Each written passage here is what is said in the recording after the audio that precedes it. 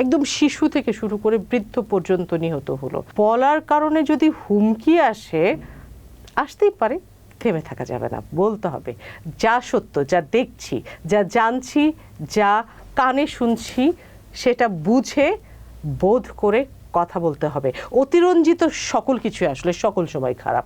মানে আমি এখন কষ্ট পেলাম, সেই কষ্টটা যদি আমি এখন চিৎকার করে বলতে থাকি না, আরেকটু পরে শব্দ দূষণের মতো হয়ে যাবে মানুষের কাছে, মানুষ এটা পাত্তা দিবে না। তো সব কিছু একদম সুসংগঠিতভাবে, সুন্দরভাবে এবং দৃঢ়তার সাথে বললে আমার বিশ্বাস যে কোনো ভয় লাগার কারণ নেই। আমাদের মৌলিক অধিকার যেগুলো আছে অবশ্যই প্রয়োজন, পাশাপাশি অবশ্যই বাক স্বাধীনতা, সততার সাথে মানুষ যেন অফিস আদালতে কাজ করে, আইন বিশেষ করে বিচার ব্যবস্থা সকল কিছু থেকে মুক্ত থেকে বিচার কার্য করতে পারে, এগুলোই তো আসলে সবার আগে প্রয়োজন।